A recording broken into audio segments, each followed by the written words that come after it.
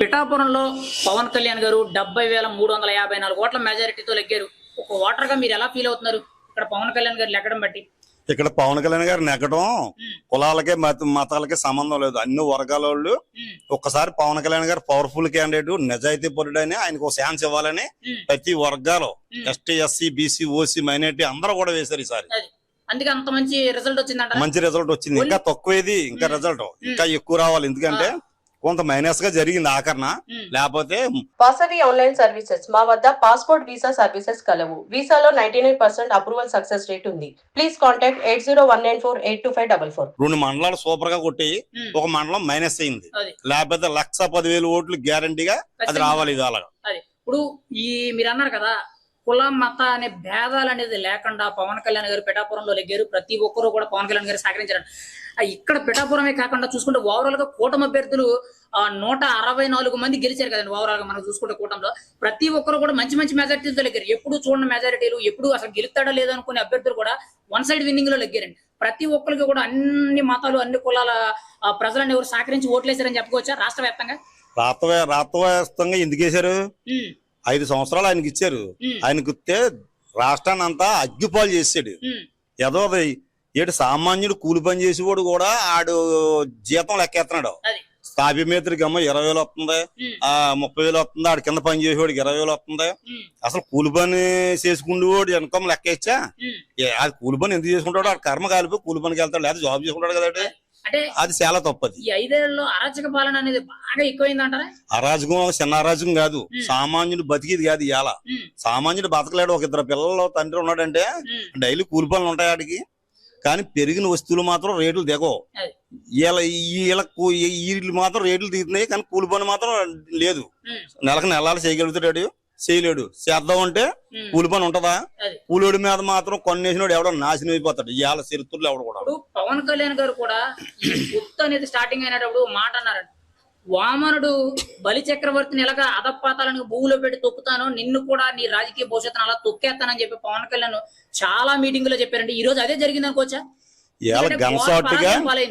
గన్సాటుగా అతను ఆ మాట అంటే కారణం దోరపూడి చంద్రశేఖర్ రెడ్డి చాలా తప్పుడు విమర్శలు విమర్శించాడు. ఎవరిని? పవన్ కళ్యాణ్ గారిని. ఆ విమర్శంలో నువ్వు తప్పుడు విమర్శంలో నేను ఒక పార్టీ అధినేత, నన్ను విమర్శంతో నువ్వేం చేయలేకపోతున్నావు, నీ బలి చక్రవర్తిలో నీ పతనాన్ని నేను మట్టాన్ని తొక్కుతాను అని ఛాలెంజ్ చేశారు పవన్ కళ్యాణ్ గారు. రాష్ట్రంలో ఇప్పుడు ద్వారంపూడి చంద్రశేఖరే కాదు, రాష్ట్రంలో కిందసారి మంత్రుల కింద చేసిన ప్రతి ఒక్కరు కూడా బొత్స సత్యనారాయణ సీనియర్ లీడర్ బొత్స సత్యనారాయణకి ఓటమి అనేది ఎరగని మనిషి, అలాంటోడే ఓడిపోయాడు. బొత్స సత్యనారాయణ గారి 4 సార్లు లెగ్గిన కొడాలి నాని గాని, మంత్రి రోజా గాని, అంబటి రాంబాబు గాని, అవంతి శ్రీనివాస్ గాని, అనిల్ కుమార్ యాదవ్ ఇలా మంత్రిత్వ శాఖలో పనిచేసిన ప్రతి ఒక్కడు కూడా కనీసం డిపాజిట్లు కూడా కొంతమందికి రాకుండా ఘోరంగా ఓడిపోయారు. ఇవాళ అలా రాజకీయ భవిష్యత్తు అంతా పవన్ కళ్యాణ్ అధపాతాలను తొక్కేసి అసలు వాళ్ళకి ఇంకా పుట్టగతులు ఎక్కడ చేశాడంట అనొచ్చా? వీళ్ళు తప్పు చేశారని ఆయన తప్పు చేసే రకం కాదు. అందరినీ కలిపిపోయి మనస్తత్వం ఉన్న ఏకైక నాయకుడు ఎవరన్నా ఉన్నారంటే అది ఒక్క పవన్ కళ్యాణ్ గారే.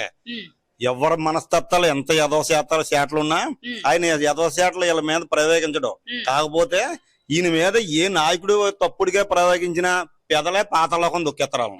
అంటే పవన్ కళ్యాణ్ ని వీళ్ళందరూ ఏంటంటే, పవన్ కళ్యాణ్ ఒక చేతకానోడు, ఒక వార్డు మెంబర్ కూడా గెలవలేనోడు, నీకు అసెంబ్లీ గేటు ముట్టుకునే అర్హత కూడా లేదు, నువ్వు అసెంబ్లీ గేటు కూడా తాకలేవు అని అన్నాడు.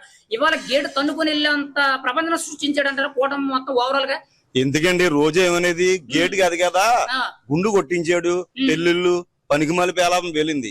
ఇవాళ ముఖం చూపించుకోవడానికి రోడ్డు మీద అలాగా సిగ్గుతో ఎడుతుంది. ఎందుకు? ఒక్కొక్క నిజాయితీ పరుడి మీద బుర్రజల్లిదవుడు 100 రకాలుగా ఆలోచించాలా. ఏటేళ్ల కాలం ఒక పక్కే పడుకోం. 5 సంవత్సరాలు ఇది. నెక్స్ట్ 5 సంవత్సరాలు మన బతుకు ఏదవుతున్నది, ఏం మాట్లాడదాడని ఆలోచించి మాట్లాడాలి.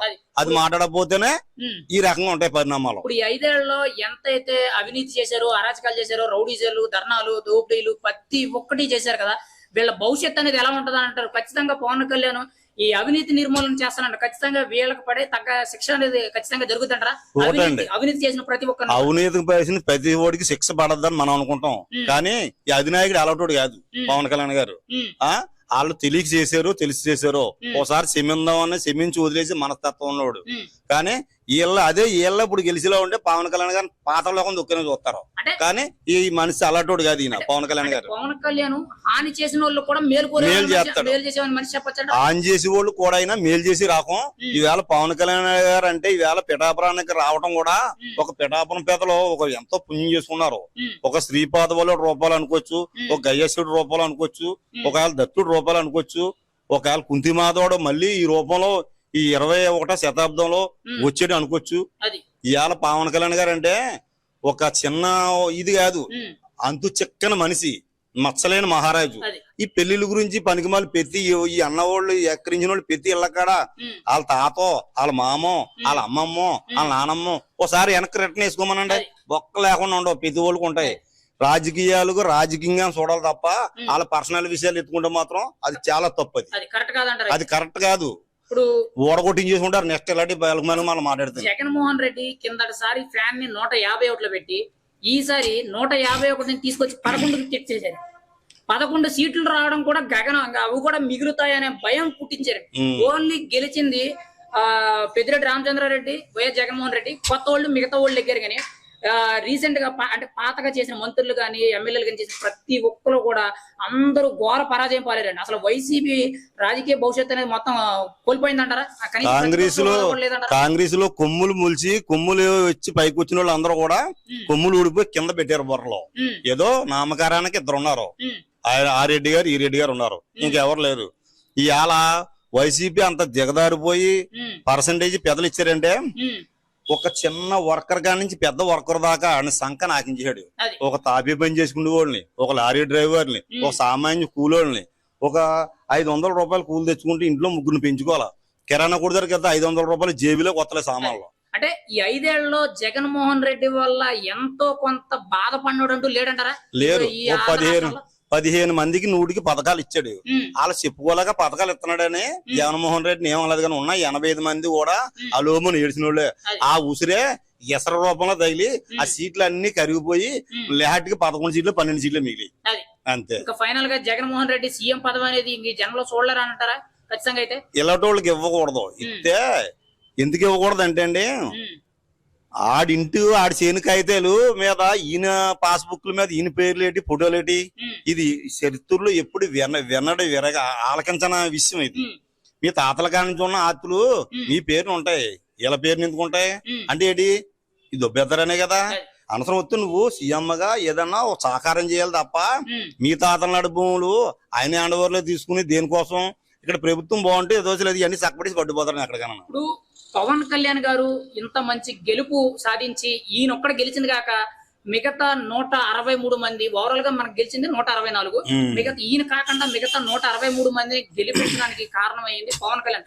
10 ఏళ్ల నిరీక్షణ, ఒక వార్డు మెంబర్ గాని, ఒక పంచాయతీ ప్రెసిడెంట్ గాని ఏ పదవి లేదు. ఒక సినిమా యాక్టర్ అనే బిరుదు తప్పితే ఏ పదవి లేదు. నీతి నిజాయితీతో రాజకీయాలు చేసి 10 ఏళ్ల ఓపి బట్టి ఎంతో మంది తిట్లు అవమానాలు భరించి ఈ రోజు చేసిన రాజకీయం అనేది పవన్ కళ్యాణ్ ని ఈ స్థాయిలో నిలబెట్టిందని చెప్పుకోవచ్చా? ఆయన కెరీర్ లో ఒక చంద్రబాబు నాయుడు గారు ఆఖరి దిశలో ఉన్నారు. తీసుకెళ్లి భువనేశ్వర్ చంద్రబాబు నాయుడు భార్య గారిని కూడా తప్పుడు మాట మాట్లాడారు. ఎవరో జగన్మోహన్ రెడ్డి గారు. ఆ ఏళ ఆలకించి నేను బాధపడ్డాను. అతను 14 సంవత్సరాలు చేసిన సీఎం ఎవరో చంద్రబాబు నాయుడు గారు. ఆయన జోలికి అలాంటి తప్పుడు మాట మాట్లాడకూడదు.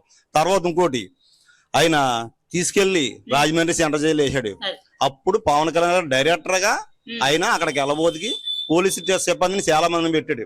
ఆయన ధైర్యంగా ఎదుర్కొని కాలినడక నడిచి రోడ్డు మీద పడుకుని సెంటర్ జైల్లోకి వెళ్ళి సార్ చంద్రబాబు నాయుడు గారిని కలిశారు. ఆ 3 గంటలు అతను మాట్లాడి అతను ప్యాకెట్ని ఇచ్చాడు. అది చాలండి పెదలో గెలిపివ్వడానికి పవన్ కళ్యాణ్ గారిని. ఆ విషయం చాలు.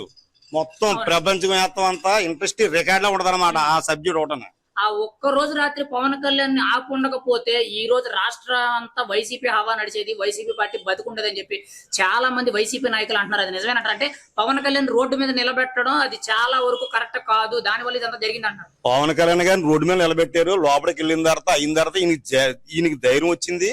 ఈయన సీట్లు ప్రకటించాడు. పొత్తు ప్రకటించిన తర్వాత ఎక్కడ లేని చంద్రబాబు నాయుడు గారు ఇంకొక 4 రోజులు ఉంటాయని అందులోనే అతమాని చేస్తారు వైసీపీ వాళ్ళు. అంటే పవన్ కళ్యాణ్ వెళ్ళడం వల్ల చంద్రబాబు గారు ఓపెన్ గా చెప్పుకోవాలంటే బతికారు అనొచ్చా? అంతే. ఊపిరి పోసినోడు ఎవడో పార్టీకి ఆయనకి ఊపిరి పోసినాడు ఓన్లీ పవన్ కళ్యాణ్ గారు. అది. అయినా బయటకు వచ్చిన తర్వాత ఈయన డబుల్ గేమ్ ఆడాడు. ఉమ్, వీళ్ళందరూ రాని వాళ్ళు వస్తే అప్పుడు ఈ బయటకు వచ్చిన తర్వాత ఈయనకి మళ్ళీ బలం వచ్చేసి ఉమ్, ఎవరన్నా పార్టీకి ఏం కాకుండా ప్రకటించినప్పుడు ధర్మంగా సీట్లు కూడా ఇవ్వలేదు ఈయన. అది. ఒక 50-60 సీట్లు ఇవ్వలేదు. 21 సీట్లు ఇచ్చాడు 2 ఎంపీలను. అయినా దానికి ఇష్టపడి ఉమ్, ప్రతిపక్షం గెలవకూడదు, ఉమ్, మనకి ఓటు బీరకూడదని కష్టపడి ఒక పెద్ద మనసుతో ఒక దేవుళ్ళగా ఆలోచించి ఆంధ్రాకే ఒక దేవుళ్ళగా ఆలోచించి ఆంధ్ర చెడిపోద్ది, ఆ అవకాశం ఇవ్వకూడదు, ముందు గెలిపే సాధ్యం, మనం గెలాల అని ఆ మాట మీద నిలబడి పవన్ కళ్యాణ్ గారు 21 సీటు 2 ఎంపీలు చేశారు. గనసాటిగా 23 గెలిచాడు. విజయం ఎవరిది? పవన్ కళ్యాణ్ గారిది. ఎందుకంటే 100కి 100 చూపించారు ఇక్కడ ప్రజలు. నిజంగా ఆ పెద్దలకే చేతులు వచ్చి మేము జనసేన తరపున ఆ పెద్దలందరికీ ఈ 3 మండలాల వాళ్ళకి మా శిరస్సు వంచి మా పవన్ కళ్యాణ్ గారిని పిఠాపురాన్న 70,350 ఓట్లు ఈ మెజార్టీ ఇచ్చారు. ప్రతి ఒక్కరికి కూడా మేము మా జన సైనికులు శిరస్సు వంచి మీ అందరికీ ధన్యవాదాలు, పాదాభివందనాలు చేసుకుంటున్నాం. జై జనసేన.